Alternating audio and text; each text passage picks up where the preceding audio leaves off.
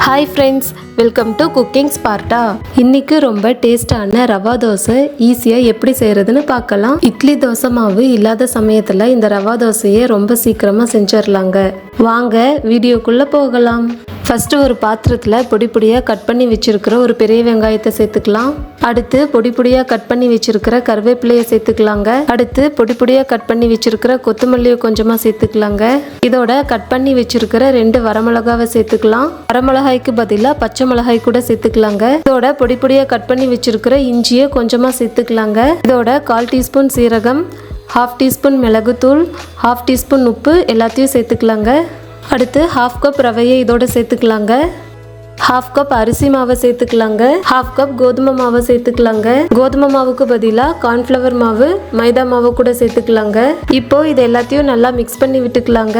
இதோட 1/2 டம்ளர் தண்ணி சேர்த்து நல்லா மிக்ஸ் பண்ணிக்கலாங்க. மாவு கெட்டியாக இருக்குது, அதனால் இன்னும் 1/2 டம்ளர் தண்ணி சேர்த்து மிக்ஸ் பண்ணிக்கலாங்க.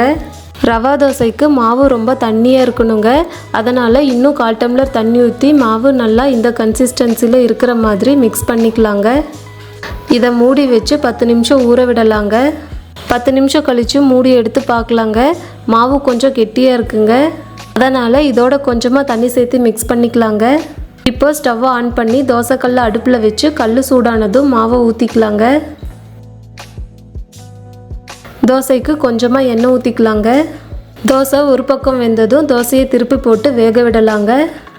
தோசை நல்லா வெந்ததும் தோசையை எடுத்துடலாங்க. மீதி இருக்கிற மாவுலையும் இந்த மாதிரி தோசையை சுட்டு எடுத்துடலாங்க. டேஸ்டான ரவா தோசை ரொம்ப சூப்பராக ரெடி ஆயிடுச்சுங்க.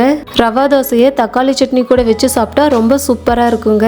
நீங்கள் செஞ்சு பார்த்துட்டு உங்கள் ஃபீட்பேக்கை கமெண்ட் பாக்ஸில் சொல்லுங்கள். உங்களுக்கு இந்த வீடியோ பிடிச்சிருந்தா லைக் பண்ணுங்கள், ஷேர் பண்ணுங்கள், சப்ஸ்கிரைப் பண்ணுங்கள். மறக்காமல் சைடில் இருக்க பெல் பட்டனை கிளிக் பண்ணுங்கள். தேங்க்ஸ் ஃபார் வாட்சிங்.